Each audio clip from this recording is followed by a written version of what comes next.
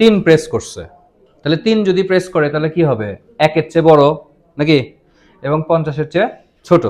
এটা হইলে তোমার কি লেখা আসবে, গ্রুপ এ। অন্যথায় এই ধাপে আসবা, তো এটার ফ্লো চার্টটা হচ্ছে এর আগের যেটা করলা, অর্থাৎ সিলেক্ট বোর্ড 25-এর যেটা আছে সেম ভাবে কিন্তু কি হবে, ফ্লো চার্ট হবে। এটা তুমি বাসায় করে রাখবা ফ্লো চার্টটা, ঠিক আছে? কারণ আমরা দুইটা প্রশ্নে দুইটা ব্যাপার দেখলাম, একটা গতে আসছে কি ফ্লো চার্ট, আর এবার আসছে গতে কি অ্যালগোরিদম। আর ঘতে বরাবর কি পাচ্ছ, কোডটা, সি কোডটা পাচ্ছ। তাহলে দুইটাই তোমার ক্লিয়ার হইতে হবে। তো আসলে এটা অ্যালগোরিদমটা যদি আমরা লিখি, অ্যালগোরিদম,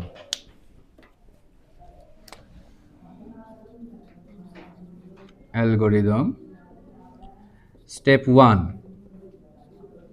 স্টার্ট। আচ্ছা, এটা তুমি বাংলায় লিখতে পারো, ইংরেজিতে লিখতে পারো, অ্যালগোরিদম লেখার কোনো বাধ্যবাধকতা নাই। স্টেপ 2 ইনপুট রোল, রোলটা হচ্ছে ইনপুট আকারে নিচ্ছি।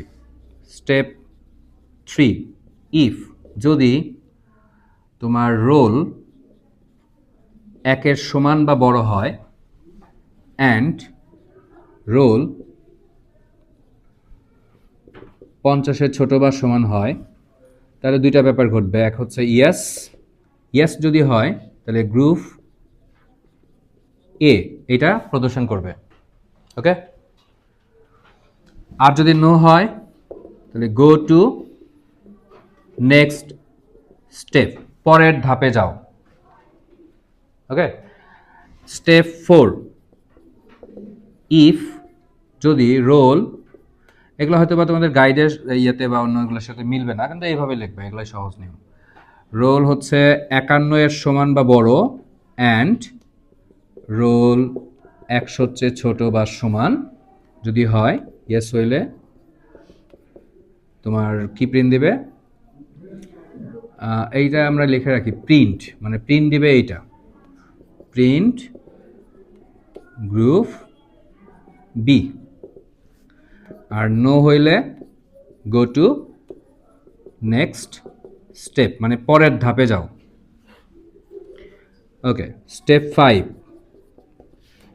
ইফ, যদি, এখানে ইফ দিয়ে দিতে পারো, ইজও দিতে পারো, ইজও থাকতে পারে। ওই যে রোল তোমার হচ্ছে 101 এর সমান অথবা বড় অ্যান্ড রোল 200-র চেয়ে ছোট বা সমান, এটা হইলে ইয়েস প্রিন্ট গ্রুপ সি। আর নো হইলে কি লিখলে এখানে,